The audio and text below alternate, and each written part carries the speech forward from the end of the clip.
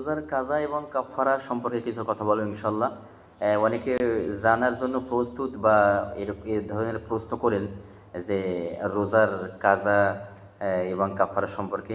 তো সেই ব্যাপারে বলবো, আল্লাহ পাক কোরআন পাকের মধ্যে বলছে, ওমান কানা মারিদন আও আলা সাফারিন ফাইদ্দাতুম মিন আইয়ামিন উখর। কোনো মানুষ যদি অসুস্থ থাকে, মারাত্মক অসুস্থ, যেখানে ডাক্তার বলেছেন বা সে রোজা রাখলে সে আরও বেশি অসুস্থ হবেন, এই ধরনের সমস্যা, সে রোজা থেকে তখন অব্যাহতি করতে পারবে, আল্লাহ পাকের নির্দেশ। এবং যদি কোনো মানুষ সফরে থাকেন, যেখানে গিয়ে সফরে রোজা রাখা সম্ভব হবে না, ক্লান্তি হয়ে যাবে, সেখানে একটার পরিবর্তে একটা অথবা পাঁচটা যদি আপনি না রাখতে পারেন, সেখানে যে কয়টা না রাখতে পারবেন সেই কয়টাই পরবর্তীতে রাখলে হবে। এটা হলো কাজা।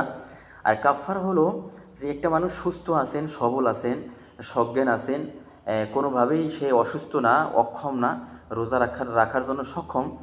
সে মতে তিনটা বর্ণনা রয়েছে। একটা প্রথম বর্ণনা হলো, যদি কোনো মানুষ ইচ্ছাকৃতভাবে রোজা ভঙ্গ করে, শক্তি সামর্থ্য থাকা সত্ত্বেও তিনি রোজা রাখেন না, তাহলে সে ব্যাপারটা হলো তাকে প্রথমবারে যে করণীয় করতে হবে, প্রথমবারে সেটা হলো তাকে একজন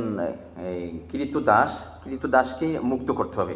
যে কৃতদাস, সে কৃতদাসকে মুক্ত করতে হবে।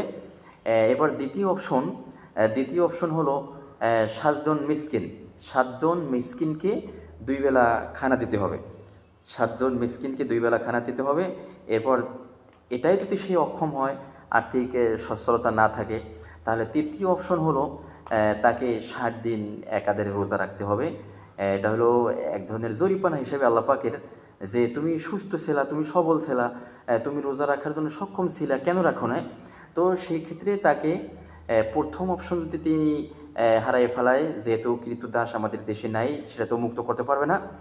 এরপরে দ্বিতীয়ত 7জন মিসকিনদেরকে যে খানা দিবেন 2 বেলা, তাতেও সে আর্থিক সচ্ছল নয়। তো তৃতীয় অপশন হলো তাকে একাধারে 60টি রোজা রাখতে হবে।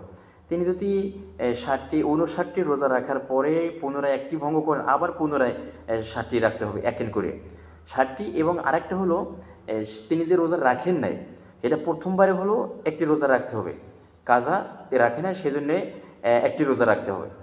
আর দ্বিতীয়বারে হলো তিনি যে ইচ্ছাকৃতভাবে রোজা রাখেন নাই, সেই কাফারা 60টা।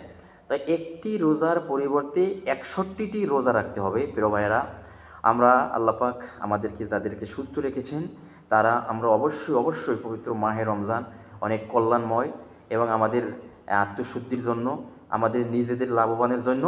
এজন্য আমি সকলকে আবেদন করব, অনুরোধ করব, আমরা যেহেতু আল্লাহ পাককে বিশ্বাস করেছি, সেই আল্লাহ পাকের বিধান হলো রমজান মাসে রোজা রাখা। আল্লাহ পাক আমাদের সকলকে যেন পবিত্র মাহে রমজানের হক আদায় করার তৌফিক দান এবং আমরা জীবনের সকল গুনাহ ক্ষমা করতে পারি। এই বলে আমি আমার বক্তব্য শেষ করছি। ওয়া আখিরু দাওয়ানা আলহামদুলিল্লাহি রাব্বিল আলামিন।